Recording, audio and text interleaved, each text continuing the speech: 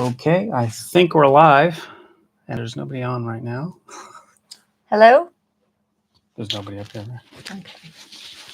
Test, test. Test. Test, test.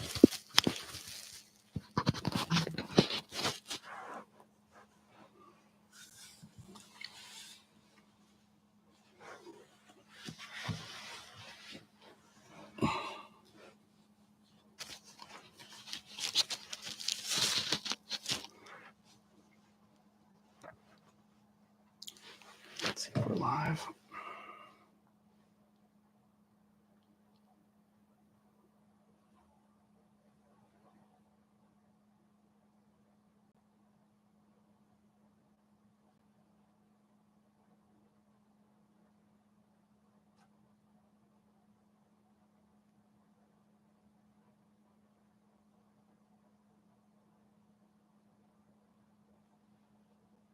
Oh, there's someone.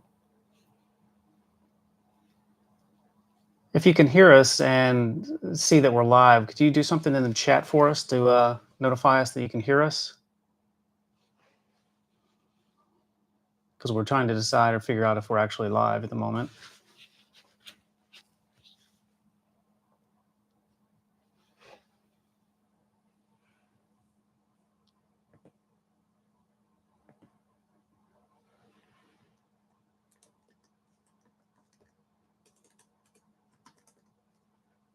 So I guess a thumbs up. So we are Okay, live. cool. Okay. Can you hear us? I guess that's a yes. That's a yes. If they answer the question, then that is a yes.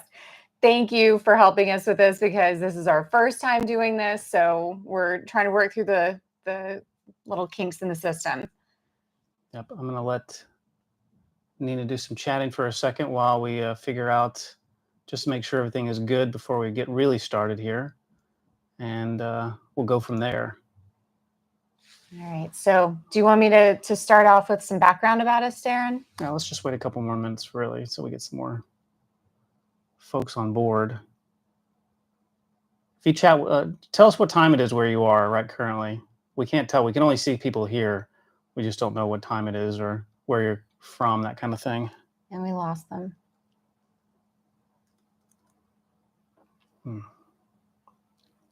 How do I tell? How can I see? Got a thumbs up, though. Yeah.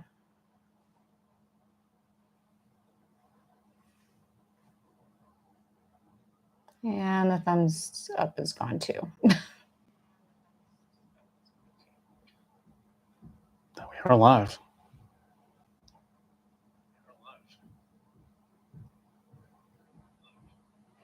Yeah, okay. Hi there. All right. Okay. Hi there. So yeah, make that go away.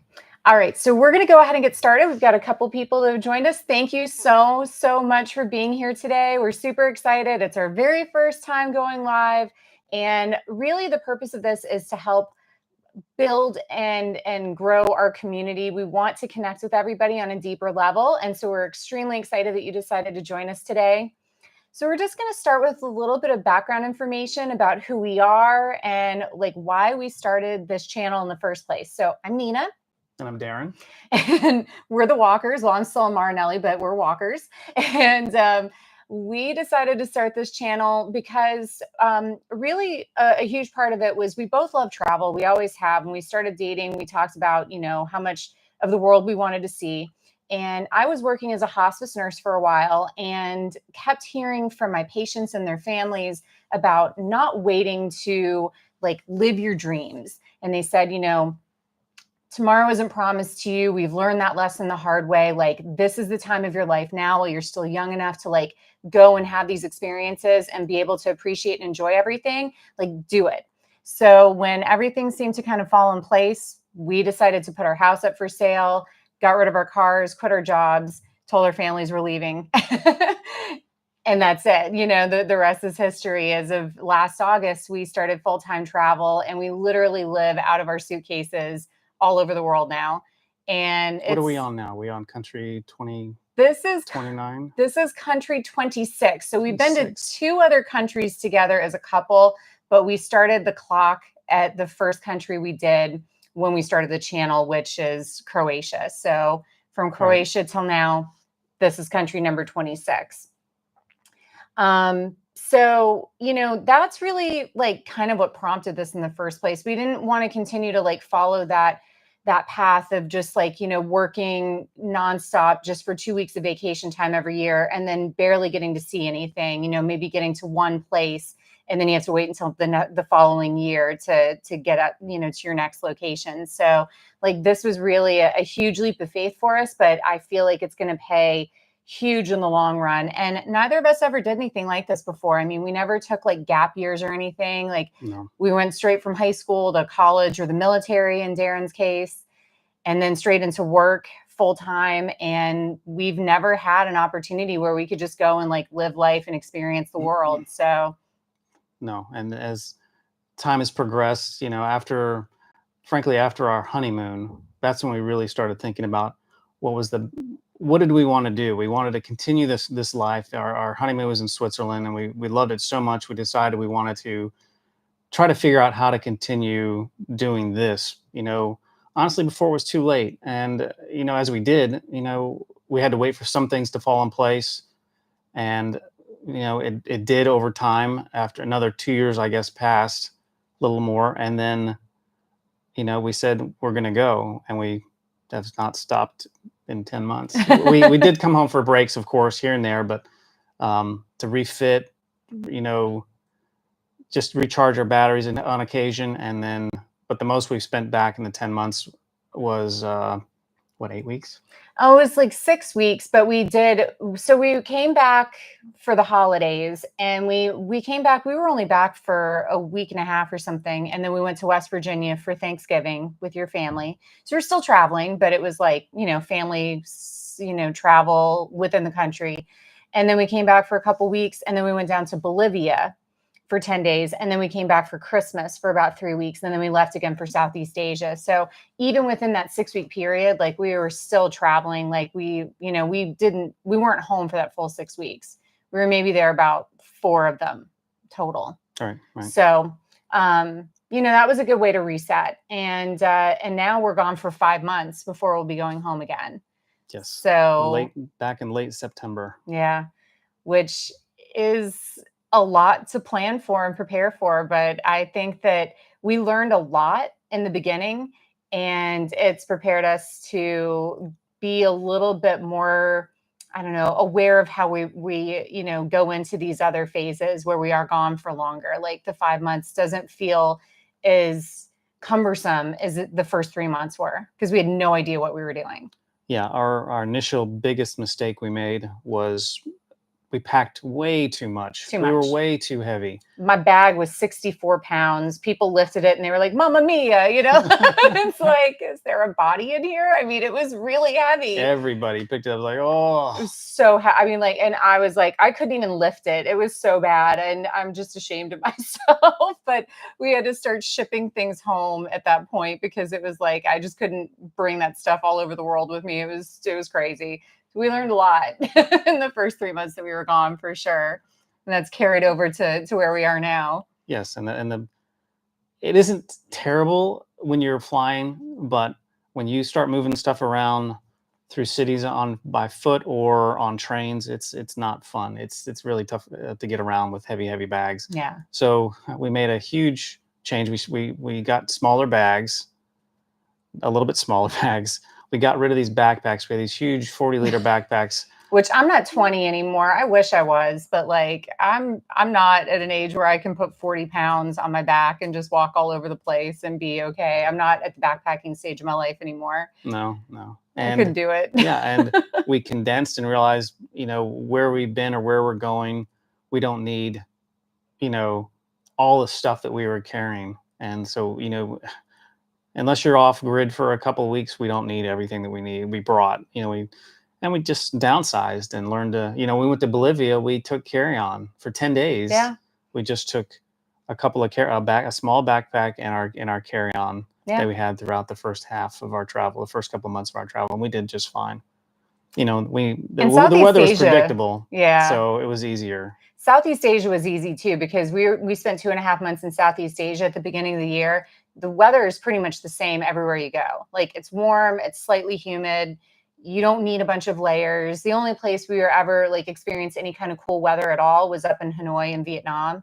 And even with that, like one pair of jeans and one sweater was like sufficient to get by like for that time. Everything else, it was like shorts and sandals. And I loved every second of it because my bags were so light. I could actually buy things in Southeast Asia to bring home because I had extra space in my bag and extra weight available. So that was really nice. Yeah, and speaking of Hanoi, Vietnam, that video drops tomorrow. Yeah, so hope you all watch it because we're really proud of it. We loved it. That was so much fun. Yes. So we kind of jumped ahead into like some of the do's and don'ts. So we might as well stay in that realm for right now. And then we'll kind of go back to some other things. So like going into that whole like overpacking thing, what we've learned is that you don't need to bring like all the just in case items. We've really never had a problem finding what we've needed, regardless of what country we've been in or like what part of the world we've been in. Like pharmacies are all over the place, drugstores are all over the place. You know, even like clothing, you know, I accidentally sent all of my modest and cooler weather clothing home before I went to Turkey and Egypt. And I realized quickly that that was a huge mistake because I needed to, you know, have things to cover up. And I'd sent everything home. So I was able to find an H&M, which they're literally everywhere. And I was able to buy some items that helped me get through those other countries. So that really worked out well. So yeah, you know, just bringing all that extra stuff that just adds extra weight to your bag. And like if you do have something that happens, for the most part, you're going to be able to find what you need when you're abroad. So like, don't bring all the extra things unless it's like a medication of some sort that you're just really nervous that you might not be able to find elsewhere. Like Darren really struggled finding Excedrin. Mm-hmm. Like that was a really big problem. Yep. There was some version of it, but just different dosage or whatever. And, you know, and I couldn't find that specific brand. And so it was different. And I found a few alternatives where in maybe South Africa, but, you know, you make do with what you can find in that realm. But I think specific medications that you have when you're home, make sure you have enough for the time that you're gone. Right. That's the biggest takeaway on that part. I think that's the biggest thing. Yeah. Things that like, you know, if it's a specific kind of medication or some sort of specific, you know, treatment that you need, maybe bring a little extra. But other than that, like everything else, very, very easy to find. So one other thing that we really learned, like research is huge. I guess we can kind of get into like what our roles are. So Darren, like, you know, you want to talk about what you do? I do all the video editing, a lot of the social media posts. I do all the shorts on YouTube. I deal with all the YouTube account, whatever that takes. We hit a huge milestone this morning that we just got a notification that we hit our 4,000 watch hours, and now we can officially monetize if we so choose. Yay, which we choose. We're choosing. And so that will open up a few more doors for us, and hopefully with you know, continued success, we can grow our channel with the help of our viewers, and you know, keep doing what we're doing and do what we love, and showing, you know, our travels through our eyes to you, which that's, you know, the hope in the grand scheme of it all. Absolutely. So that's Darren's job. I do everything else. I'm the researcher. I'm the planner. I have to look into where we're going, make all the decisions about where we're going, how we're getting there, how we're getting around once we get to those places, you know, making sure we have visas. That's pretty important. Making sure we don't overstay our welcome in parts of the world. Like we're in Europe right now. We have 90 days in Europe and then we have to get out. So we're kind of maxing that time, and then we have to evacuate for about 90 days before we can come back in and explore other countries here. So making sure that I'm aware of that stuff, finding the accommodations, planning activities, finding restaurants to go to, like pretty much, and managing the budget. That's my favorite part. Not at all. I hate the budget. It's awful, but it does make sense that since I'm doing all the planning and booking, that I have to manage the budget too. So, and I keep track of receipts. You keep track of receipts. Yeah. Yeah, that's fun. You can't imagine the stack of receipts that we had from the first go around. That was only, well, it was 2.5 months, and then it was 3 months, and now this big stack, but I found something to, fix that problem. So I don't have to have a huge stack that weighs, I don't know, puts another pound in my bag. And a pound, it matters. Easily.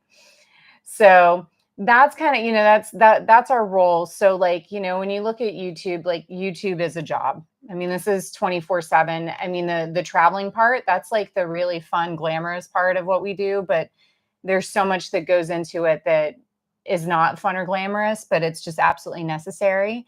And that's what makes this, a way that we hope to earn a living, makes it a real job. But what a cool job to get to have. Yeah. We've, in the last 10 months, if you have told me a couple of years ago or even 5 years ago that we would have be doing or have done some of the things that we've done, I would have said there's no way. There's just no way. I mean, a couple of examples, if you go back and look at some of the old videos, is our trek through the Serengeti for our safari. It was absolutely unbelievable, and I hope that it's conveyed in the video. But it is absolutely the wildest, authentically wild place that you can possibly be, and it was amazing. The pyramids, unbelievable. Everywhere we've been. We always try to pick places, and always try to pick places that there's just something really special about that particular place that we go to. And so far, I mean, she's done an amazing job, absolutely amazing. Even going back to Africa, our rafting trip on the Zambezi River. Yeah, and we didn't even have that planned. It was just, as we said in the video, it was just, we saw it down in the canyon of Victoria Falls, and we're like, we need to look into that. And next day we booked it, and man, it was.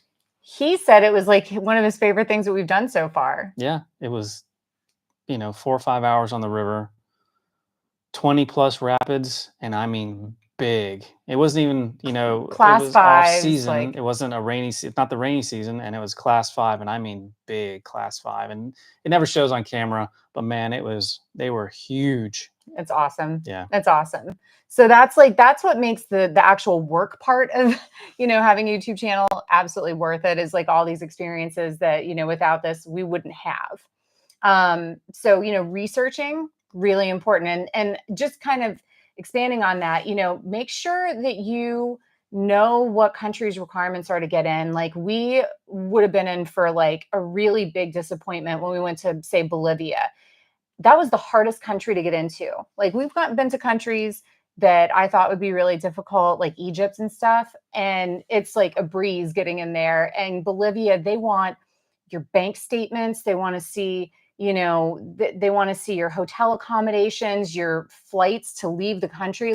Date coming in, date leaving. Yeah. They want to know that you're not staying in their country, and like that you have funds to get out of there and you're not coming to work. I mean, it's like no joke. So if we hadn't, done the research beforehand, we would have been in some serious trouble. And we got in at like 4:30 in the morning after flying for like 26 straight hours. We were exhausted. Oh, and not a lot of people speak English in Bolivia. So there's a language barrier. There is exhaustion factoring in. And then I had just very, very fortunately come across a couple YouTube shorts, of all things, that outline exactly what you need to travel into Bolivia. And I'm so glad that I saw them, because if it wasn't for that, we would have been in some serious trouble. Yes. Really, really big trouble. So that's really important. And we flew into what's called El Alto Airport, which is the highest commercial airport in the world. So within about 20 minutes, the altitude was giving me some serious problems. So that was another problem on top of all the other problems. We were tired and exhausted, and then I'm dizzy and having some problems, frankly. So it was a challenging day. Yeah. It's, again, like these are the things, it's the less like fun aspect. It's the less glamorous part of like what we do. But again, we're really grateful for what we're doing, but we have to be prepared. And with that, also one thing that we've learned, and then another couple that we recently met had also had an experience with, is making sure that you have your full names on all visa applications, and a lot of times on your plane tickets as well, including your middle name, because like Vietnam, they're very particular. We were trying to go to Vietnam, and I had it on our visas, but I didn't have our middle names on our plane tickets. And to get through security, you have to have a middle name on your plane ticket. So if you don't, when you're buying it, if you don't have it on there already, you then have to pay more money at the airport to have your middle name put on your ticket so that they'll even let you through security. Yep. And if you don't have your middle name on your visa, you're not getting into Vietnam. Yep. Like, they will decline your visa. So like, you have to be really careful about how you're filling your paperwork out when you travel to certain countries, because there are certain things that they will prevent you from moving forward if you don't have it filled out properly. So that's really That being big. said, once you get into Vietnam, unbelievable. Oh my gosh, like, one of the biggest surprises, hands down, of all the places we've been. I just fell in love with Vietnam, and we're going to get into that in a little bit. But yeah, Vietnam was amazing. And so you don't want to have anything preventing you from getting in there. Yeah. Another thing that we have experienced here in Europe, so like, taking the trains is awesome when they're working well. When they're not working well, they can lead to a lot of complications. And here's a funny story. We're going to have a video about our train experiences. But you guys get a little bit of a sneak peek. So we were coming from the Netherlands, from Haarlem. We needed a train to Amsterdam and then to Frankfurt. Well, everything was going wrong that morning. And all the trains seemed to be running late that day too. So we finally get to Frankfurt, and if you watch that video, which I hope you do, then you'll see like the rest of what led to that point up to Frankfurt. Well, we get to Frankfurt, and there's a train sitting on the platform that we're supposed to be getting on at. And we get on the train At the time that we were supposed to get on. Yeah. All these other people are getting on, and we're sitting there, and I'm like, okay, good. We're okay. All of a sudden, all these people start getting off the train, and I look up on the screen. I see that train is going to Innsbruck, Austria. We're supposed to be going to Interlaken, Switzerland. That's the end point of the train. That's how you know if you're on the right train or the wrong train. The end point should match your train. So I look at Darren, I was like, oh my gosh, we're on the wrong train. So I was like, grab our bags. We have to get off the train. This isn't our train. So we frantically grab our stuff, like all of our 2 backpacks, our 2 carry-ons. He puts me onto the platform, and he's got to go get our checked bags that are still on the train. Well, all of a sudden, the train lady comes up and pushes the button and pulls the steps away from the platform. And I was like, no, my husband's still on there. Like, please, like, don't close the doors yet. She either didn't understand me or didn't want to listen to me. She kept walking. And then I see him frantically going to the other door because he realizes he can't get out of the one that's closest to me. All of a sudden, I see the train moving. And I'm like, oh my God, he's still on the train. So I go to text him, and I realize I don't have my phone. Apparently I had nothing. Apparently my phone dropped out of my lap or something when I got up in a panic to get off the train. And I had no way to contact him. He's going, I don't even know where at this point. I had no clue where that train was headed to. And I'm just very fortunate that I found an employee at Deutsche Bahn that was able to lend me a phone. I remember Darren's phone number. I know his phone number by heart. So that's a big tip. Like, make sure whoever your travel partner is that you memorize their phone number, because it's so easy to not know people's phone numbers these days. And if I hadn't known his, we'd probably still be apart somewhere in Germany. Yeah. So I get a call from a German phone number. I went ahead and I don't get those. So I answered it. And of course, it's Nina telling me that she had lost her phone on the train. So I left the bags in the center cart. I was just, after having a conversation with one of the attendants on the train, ran up to our previous seats, and her phone was sitting underneath some other gentleman who was curious as to why I'm reaching underneath him. And don't mind me. So they grabbed the phone. I said, my phone, went the other direction. And after having a conversation with the train attendant saying, we had to meet up in Mannheim, which is about 40 minutes south of where we're going, get off the train. And I was going to get on the platform, go across the platform, and get on Nina's train. That's all that had to happen. And you can tell that other fun part. Yeah. So, the lovely lady puts me on a train, the train we were supposed to be on in the first place. And she puts me in first class. We had second class tickets. So then I get off the train when we get to Mannheim, And I'm like walking down the platform to try to find Darren because I wasn't sure where he was. And then he's yelling for me from the train, like, Nina, you have to get on the train. I've got all our bags, like two backpacks, one strapped to my chest, one strapped to my back, both of our carry-ons. It was a mess. So we got back together. Needless to say, it was an experience. We can laugh about it now. But when the trains work, they work great. When they're not working, it can be an absolute So nightmare. the train that was late or got canceled in Harlem wrecked the rest of the day. Everything got messed up. Everything from then on, because we missed the next train To Frankfurt. to Frankfurt out of Amsterdam, and then it just cascaded after that, and we just All day. So. All day. It was like anything that could go wrong went wrong. Yeah. So we have a whole video about that's going to be released soonish, about a month and a half or so. Yeah. And that'll be a fun video, I think. But you guys got a sneak peek into what actually happened there. So one thing that we're doing more of than I think Darren or myself anticipated was we're renting cars here in Europe. Like, you don't have to do it, but it's definitely cheaper than taking a plane. And frankly, it's a little less stressful than taking the train at this point. So one thing you have to be aware of is that some countries do require an international driver's permit. And it's really nothing to get one. No, you just go to, in the United States, you go to a local AAA center and fill out some paperwork, give them a little bit of money, $20, $25, whatever it is, and that's it. And then if you have that, it hasn't been asked of us yet, but we have it if we need it. And because some do require it, and we, like I said, we haven't had to use it, but now having rented a car in, let's see, Croatia, Italy, and now Germany, it's a good thing to have. And a lot of countries that we're going to do require it.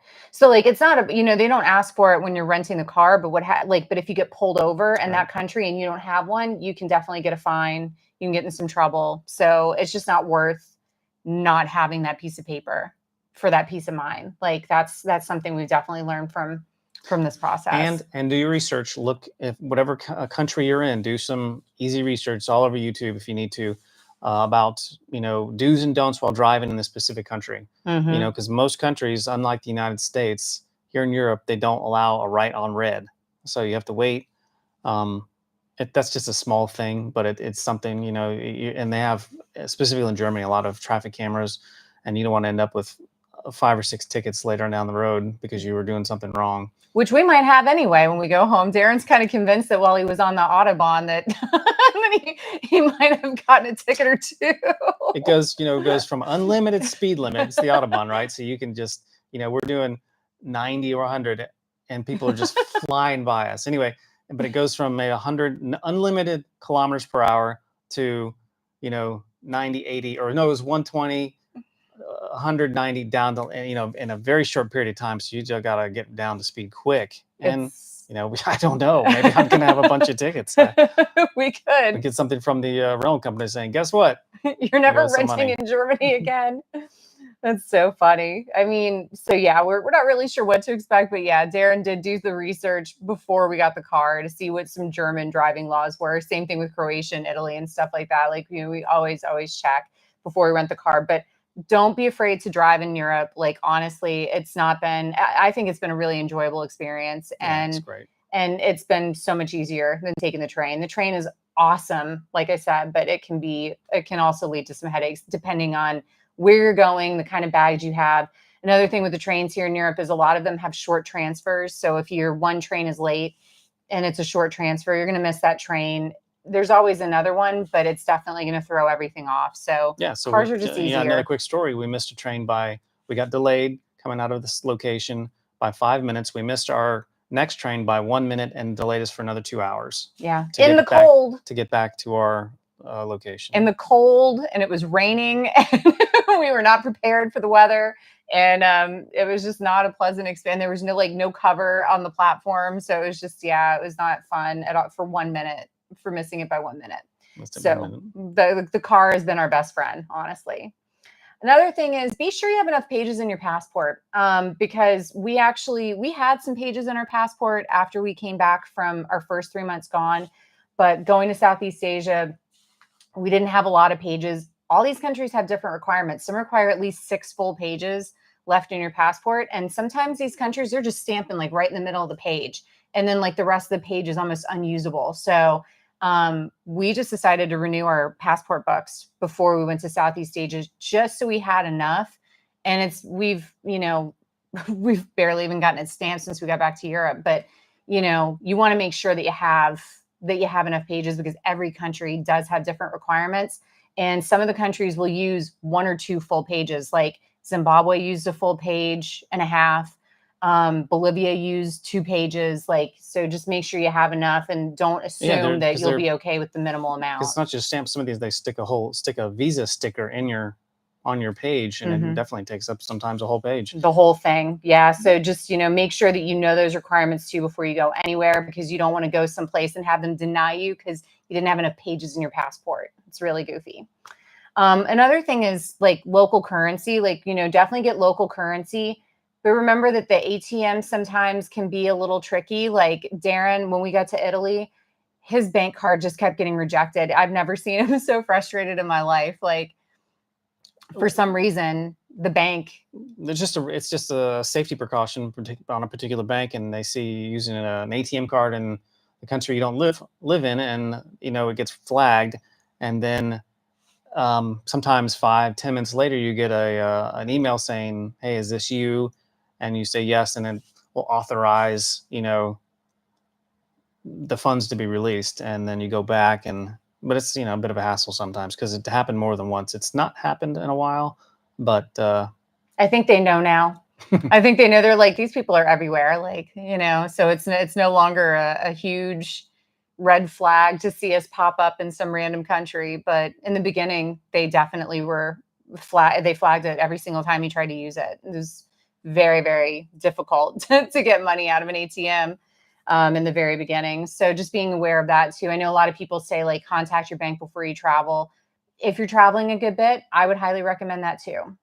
Another thing, kind of our last, thing that we've kind of realized or whatever recently, this last 10 months, medical care around the world. We've both needed medical attention in multiple countries we've been to. Both of us needed medical care when we were in Southeast Asia. And we had really great experiences. I mean, I saw like a specialist. Darren saw a specialist in Thailand. I saw one in Malaysia. I also had to go to a medical clinic a couple times in Thailand. And the medical care that we received in different parts of the world has been absolutely fantastic. It's quite good, yes. I know people get concerned about that and like wonder, if something happens to me while I'm traveling, what do I do? And we have medical insurance that's good internationally, but we never had to provide it like anywhere that we went. They give you paperwork, and then you can submit that to your medical insurance when you get home. And then you may get like a reimbursement for what you paid. But I will say that like when we were in Asia, I went in, I had steroids injected, the medical appointment with the doctor, and then they gave me like 13 medications when I left, and it was $80. You can see that in the Chiang Mai video, by the way. Yeah. Chiang Mai, Thailand. Yeah. That was a whole experience when we were in northern Thailand. So, there's really, really good medical care in hospitals and medical centers all over the world. And like, I don't want people to think that like, oh, I can't travel because I've got something, that may happen or some sort of medical condition. I'm not going to be able to get great care because, I did have a GI related issue. I saw a GI specialist in Malaysia, and that doctor was fantastic. So I just think that people should be aware that that's not really something that I'd ever be concerned about when traveling, unless you've been told by your doctor that you shouldn't be traveling for a reason. Like, don't be worried about your conditions in terms of getting out and seeing the world, because they shouldn't be holding you back. Yeah, a lot of these locations are sort of one-stop shop where you walk in, you see the doctor, they provide you with whatever you need. You go down the hallway, you get all your prescriptions, and you're out the door. Exactly. There's no other having to go to a different pharmacy like you. In a lot of cases in the United States, it's all right there. So easy. So nice. So that's like kind of it for the do's and don'ts. So now we're going to bounce over to questions. We've had a lot of really awesome questions from people over the last 10 months. A lot of people sent us questions right before we decided to do the live chat. So I want to get to everyone's questions. Everybody wants to know what our favorite country is that we've been to. Where our favorite places. You or me? You. What's your like? Do you have an answer? Because I You know, honestly don't. no, it's one of those things where, like I said, Nina, she is great about picking destinations that have something really fantastic and wherever we're going, and that has been the case. And but if I have to narrow it down, I personally enjoyed Tanzania, the safari, the best. As far as an experience, I really, of course, there's small things here and there, like the rafting on the Zambezi River, which was unbelievable. It was such a fun day, perfect weather. It was a great crew, a couple of people that were with us on the boat. We had such a good day. But seeing all the animals, because coming from the United States, we never see. It's always in a zoo behind a Sad. fence, and that is not the case. Everywhere you got to walk or go in Africa, you have the potential of seeing a wild animal that it could be, very dangerous. And it was an amazing experience coming around a corner, and next thing you know, next to a giraffe, a herd of giraffes, and or elephants walking by your vehicle, or lions. And yeah, I mean, just we saw everything. We saw all the big five, which was not all in not all in Tanzania, but we saw four in Tanzania, and then we caught up with the last one, the rhinos in Zambia. So Yeah. it was amazing. And but for me, that was the experience. Yeah. Yeah. I can't pick a single country. I have things that I love in all the countries. I will say that, up until recently, I really felt like I loved our experiences in Africa and Southeast Asia, like more than anything else. But I have to say that our itinerary that we're currently on since we got back to Europe has been absolutely incredible, including where we are right now. This is like just such a special place for me personally to be visiting, and it's definitely high up on my list. We just got here a few days ago, but every second that we've been here has been, I don't know, really, really I'll special give for you me. well, if you don't know, if I know there's family watching, but if you don't know, I'll just give you a little hint. If you know where that is, then that's where we are right now. That's country number 26 that we're in right now. So yeah, it's I'm so happy that we're here. It's a place I've wanted to travel to my entire life, being half of this descent. Anyway, I always wanted to come back and see where my roots are from, and to finally be here is like genuinely a gift for me, because again, it was one of those places I wasn't sure I was going to make it to. So I'm really, really happy Other to be here. other highlights. Obviously, we're going inside the Great Pyramid of Giza, getting the chance to climb into the pyramid to get to the tomb. Oh, that was amazing. We didn't know we could do it, and we had a tour guide, and he was like, "Yeah, you can do it. You just pay a little bit extra money." We're like, "Done." We're going. How would you not want to do that? For less than $20 per person, there is no reason not to go in. We saw people not going in. I'm like, how can you come this far and not go into the Great Pyramid? Yep. I mean, even for me, just like taking, being on camels, riding on camelback around the Giza Plateau and seeing all the pyramids. I'm like, is this real life? It didn't feel like real life, And but it was incredible. The nine pyramids down below was from this iconic, location, like she said, about on the Giza Plateau, and you see all these pictures. When we go to all these places, you see, we always see them in books or movies, and all of a sudden we're there at those locations. It's so surreal. And what was I thinking about? Going inside the Vatican and seeing the Sistine Chapel, but seeing the inside of the Vatican I mean, like I say always, if you're not religious, it doesn't matter. When you go inside and see how magnificent it truly is, you'll never forget it. And I always think about it now when I think we go into a cathedral or a church, and you just go like, wow, this place is amazing. But the Vatican is unbelievable. And that goes for the mosques that we've been into. We've been some of the most famous mosques in the world, especially in Turkey. And they're unbelievably spectacular. And the temples in India. Yeah. Oh my gosh. Yeah. They're so cool. They're so cool. And that's the thing, getting to see all the different cultures. That's why for me, it's like impossible to pick a favorite place, because every single place has been extremely special and had something really unique to offer. And like, I'm so glad that these are the places we selected for our first year. Mhm. And that leads into the next question. How do I plan the itinerary? Like, how do I pick where we're going and stuff like that? When to go, where to go, all of that. And I do not just throw darts on a globe, although it may feel like that sometimes because you do a lot of bouncing around. But really, like, the biggest thing is we kind of had some countries immediately, like, off the top of our heads that we knew we wanted to go to for sure. So I was like, I don't care what else happens. These are places that we have to go immediately. And so, places like Croatia, Tanzania, Italy, back to Italy,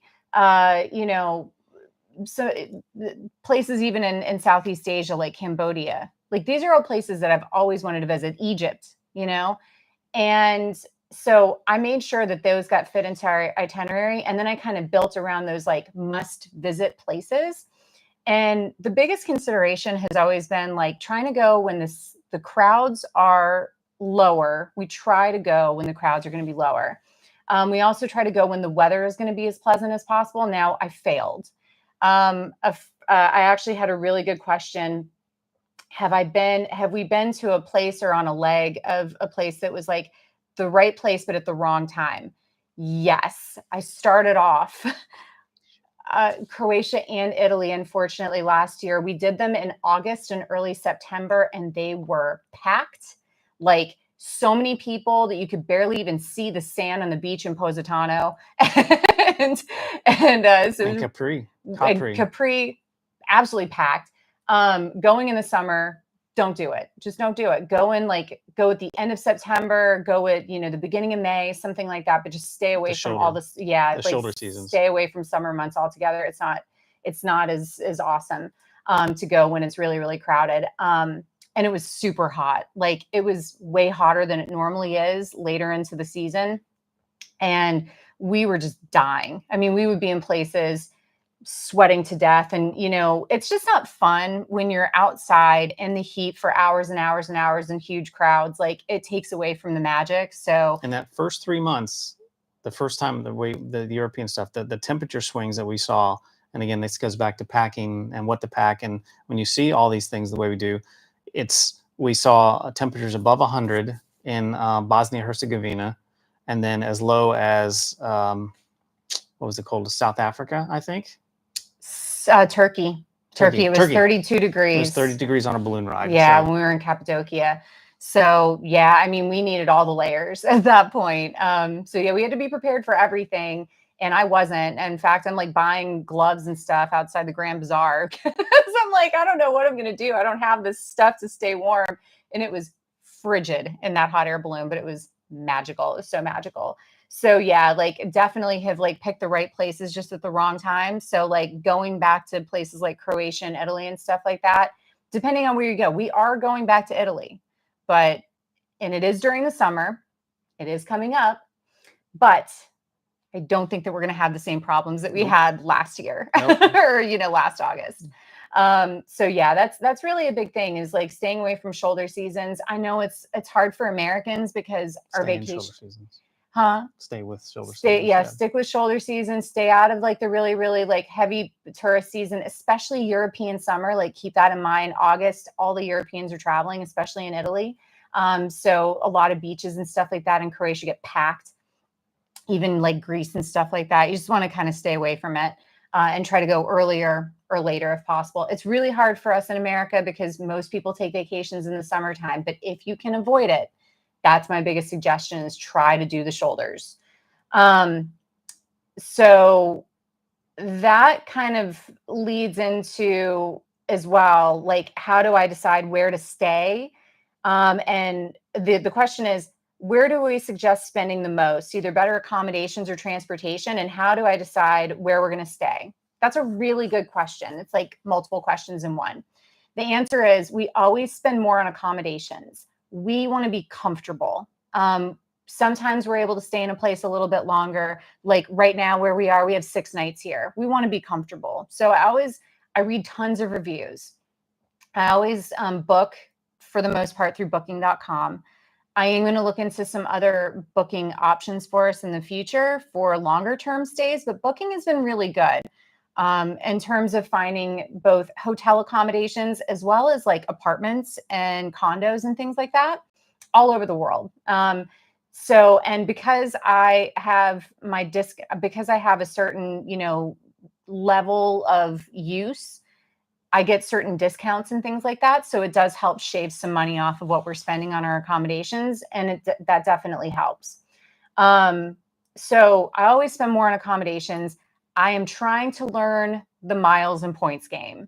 It is tricky. It is challenging. It's not easy. If it were easy, everyone would do it, and there'd be no miles and points because all these places would be like, yeah, we can't just give free stuff to people all the time. But everything we do use travel credit cards for when we're able. Now, there are places that we've been that they only accept cash. So when that's the case, we can't get miles and points built up for that on our cards. But every time we can use a credit card, we do. And we're accumulating those points. And then I have used those points to get us free flights and every opportunity that I can. In fact, we didn't include this in our video coming home from Vietnam. However, we should have, and hopefully in the future, we're a little more deliberate with these things. We're still learning. But I actually was able to use the points that I had built up on my Chase credit card to get both of our return flights home from Ho Chi Minh back to Atlanta. So like a 36-hour flight for zero. We paid not a single dime for that flight to get home. And that would normally be, for us to get home from that part of the world, would normally be like $2,500 for the two of us, between $2,500 and $3,000. And that's for just like a basic, coach seat. That's not for anything special. So using miles and points is something that I'm trying to teach myself to do. And as I get better, I will try to help you all get better as well. So you can try to book some free travel, because that definitely helps tremendously. But yeah, I try to get the cheapest transportation possible and put that the majority of what we're spending into our accommodations, because comfort is like number one thing for us. And yeah, deciding where to stay, like I said, reviews. People are honest. If they feel a certain way about a place, they will tell you in their reviews. So I spend hours and hours and hours combing through every review, going back months, looking for what the chief complaint is about a place.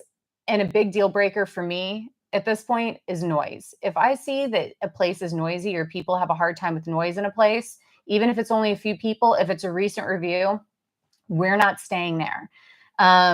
If there are like serious complications with the accommodation, I just kind of write it off. And I am the type of person that, I'm a little kooky about it, but I will make multiple bookings if I can't fully decide, or if places are kind of like, they're kind of neck and neck with each other and I'm not completely married to one or the other.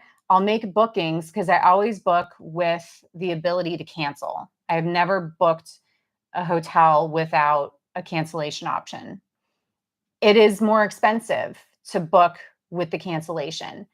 However, things happen, and then you just don't want to be out all that money if something happens and you, for some reason, have to cancel that hotel room, right, close to your trip. So I always book with the cancellation option.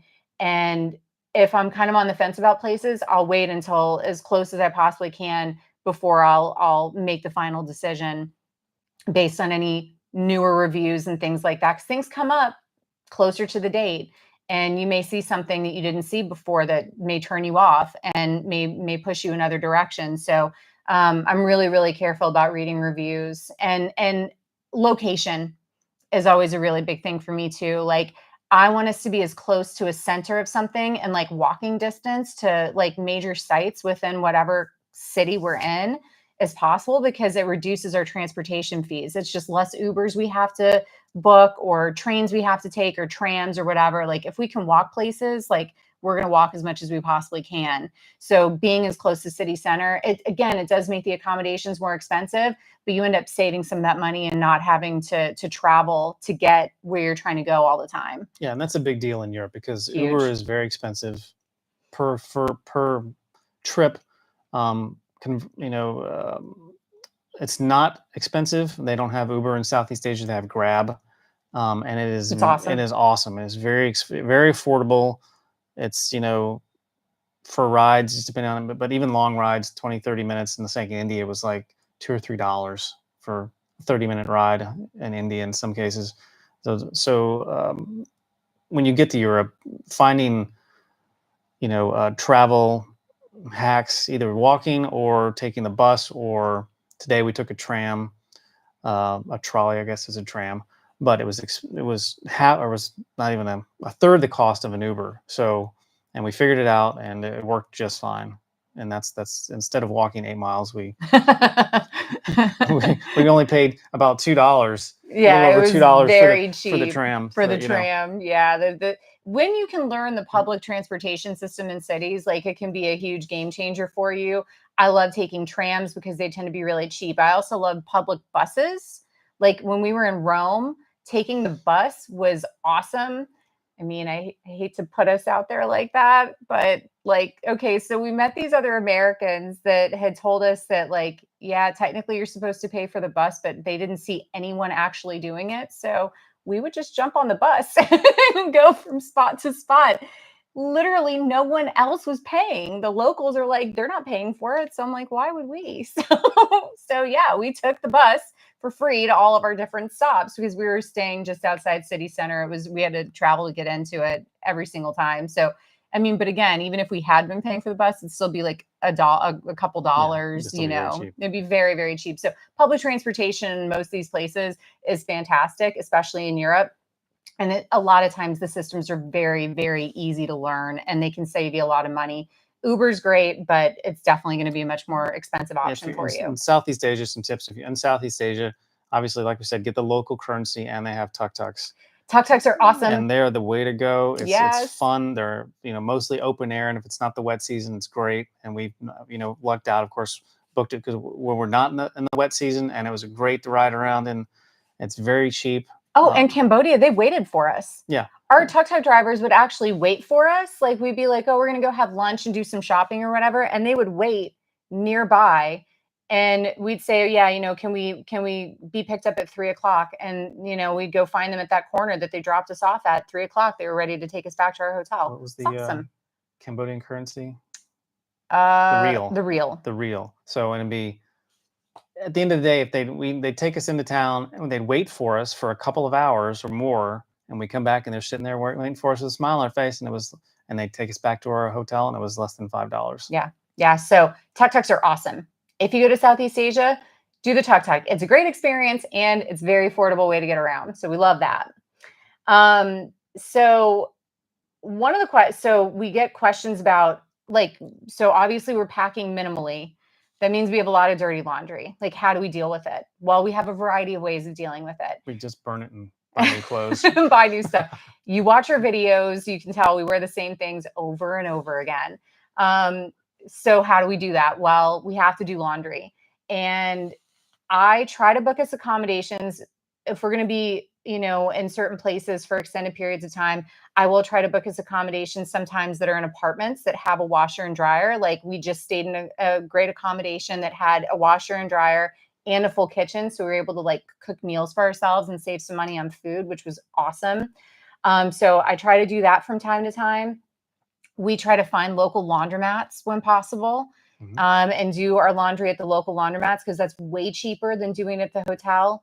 Granted, there have been times that we can't find a close by laundromat and we don't want to spend $20 on a cab to get to a laundromat. So then we just send our clothes down to the hotel to do it. So sometimes we'll do that. And in Southeast Asia, we would take our clothes to the local laundromats, and they So good. and they did it for like $3 for like 3 kilos of clothes.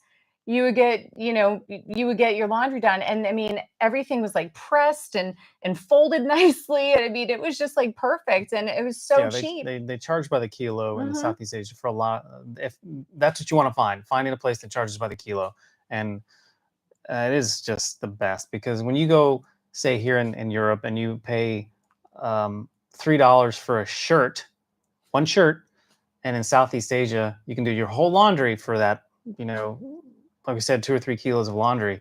It's the way to go. And it's, we had an accommodation coming up, but you'll see it soon, that was charging a fair amount for the laundry, and then went across the street, found a place on my iPhone, and found the place, and it was basically a home, a young lady's home, and then they do laundry, and that big sign out front says laundry, and it was um, it's just per kilo, and it was they did it that day. I picked it up the next morning. It was done. It was perfect. It was folded. It was dry. It was great, and it's so affordable. Yeah. Yeah. So it really depends on where we are, but we use all the options because again, we are not in a position to, necessarily like go out and just buy new clothes or, bring whatever we want to. I mean, we have to be very, very thoughtful about what we're packing in our bags because we have to have a variety of things. The way that I've set all of our stuff up, even if we're staying in a certain region for a certain period of time, like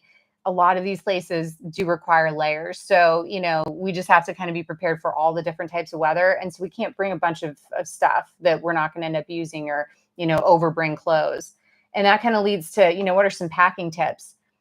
Packing tip, basically neutral. Neutral is your best friend. Like it may not be Instagram worthy clothing all the time, but who cares? Like, bring yourself like for ladies and gentlemen, bring yourself a couple pairs of nice outfits that you can feel good in pictures in and stuff like that. And then pack practically, pack things that like you can mix and match close together and stuff like that. Because, again, you want to make sure that I know, you want to make sure that you have all the stuff that you need, but also, that you fit in where you are. So like having clothes that are appropriate when you're traveling to more modest countries, or if you're coming to Europe and you're going to, churches and things like that require you to cover yourself in the summertime, you just want to make sure you have layers because, you don't want to be like me outside of, St. Mark's frantically buying 1,000 scarves, trying to cover myself because I didn't put the right clothes on before we went for our tour. It was a whole mess. So, even I had the stuff, but I still wasn't prepared. So you just want to make sure that you're thoughtful of like where you're going, what some customs and traditions are, and pack accordingly. And again, don't pack unnecessary items. Bring the things that you truly, truly need. I'm going to do one more question, and then we're just going to do a quick touch point on what we have coming up in the future, and a sneak peek into something that we just recently did that we think is super, super cool. So the last question that we're going to answer today, which I love, is do we ever rest? How do we find a balance? The answer is not often. We don't rest a lot. No, it's tough when we, initially in the first stages, we're bouncing around quite a bit, and specifically say Bolivia, it was a 10-day trip. We were in 10 flights in 10 days and I think it was 7 beds in 10 days. 7 beds in 10 days, 10 flights in 10 days. Yeah. I had us on the fast track to exhaustion, and it worked. We were so tired. We were tough. so tired. We don't always try to do that, but and it is tough. You think about, the first, now we're sort of in a quick pace, but now we're slowing down a little bit. It was a different room or different hotel room every couple of nights, 2 or 3 nights, Yeah. kind of thing. And you don't, when you have a long travel day or a stressful travel day, you don't have a lot of time to recoup from that. And we don't get a lot of sleep. So, and how do we find a balance? Well, we try to pick moments. Like if we have a travel, like after a travel day, I try to build in like maybe the next day is like, we don't do anything, we just kind of take it easy, maybe get to the gym, get a little bit of work done, maybe go find a couple cool restaurants and stuff in the area to go to. Like we try to take that time between travel days to kind of recuperate before we hit the ground running in that new spot. So I always try to build in extra days. I research how long you need in a certain place. Like, for example, how long do you need in Rome? Like what's the perfect amount of time in Rome? And if they say 5 days, then I build in 6 or 7, to give us like that buffer. So we're not just hitting it hard every single day. So, finding the balance is something that is really, really difficult when you're doing what we're doing, especially on the scale that we're doing it on. However, like you just want to find those moments where, okay, I need that day after the travel day because I know I'm going to be really tired. What can I do that's like really, really low key? And we kind of force ourselves to do that. So it's a work in progress. We're not perfect at finding the down moments, but I think that we're starting to get a little bit better at it as we get more, I enthralled in sleep a this. lot sitting up. Yes, he does. I see him become a Pez dispenser, and I'm like, Darren, Darren, go to sleep. Just go lay down. So that was really fun. We love the questions. Keep those coming because this is not our last live stream. We want to continue answering these questions. We have tons more that we didn't get to today. So we're going to answer those on the next go round. So just a little sneak peek into what we've been up to recently. Darren, what did we recently do? How do we get back to Europe? Oh, yes. I almost forgot. How could you A forget? 3-week transatlantic cruise from Fort Lauderdale. The final destination was Rotterdam. Where was that? The Netherlands. The Netherlands. And there's the sleep catching up. Yeah, so the Netherlands. Unbelievable trip. We're here in Europe for several months. 3 months. We're maxing out our time in Europe. And then we got to get out of Dodge. And the most of our time in Europe, and the tail end, will be focused on hiking. Yeah, for a specific reason. We have a huge end to our first year as full-time travelers, and we need to be prepared for it. So we don't want to ruin the surprise, but coming at the end of July, we have a massive goal that we're hoping to hit. And so more to come on that. But yeah, so there's going to be a good bit of hiking here in Europe, and we're super excited about all the places that we're going to be doing that at. Some other things that we wanted to apprise you of coming into this next year, and as we hit our second year and the next couple months, is we want to like expand how we interact with our community and how we provide more of a benefit to you all. So, this first year has really been more about like finding our bearings and figuring out this life. Like, I mean, there's a lot to it. And we didn't want to bite off more than we can chew. But now that we're starting to figure it all out, this coming year, we want to get into some, crowdfunding and Patreon type stuff and offering things to our loyal community members that would be like sneak peeks into stuff that, others don't get to see or, may not get to see for a while. So definitely going to have some more coming on that soon. And also helping create some materials to better help you all with planning your travels. So more to come on that in the near future. But just wanted to give you a little sneak peek into what we have in store for this next several months, and we're really excited about it and want to get closer to you all. So that's really the huge goal for year 2 for us. Yep. So we're going to wrap up this first live stream. It was a challenge to figure this whole thing out. I can't tell you how frantic I was right up to the time this went live. But it was a lot of fun, and we're so happy that everybody came here to watch. Thank you so much for your support and for being here today. This is awesome, and we hope to see you on the next live stream. Yep. See you next time. Thanks, guys. Bye.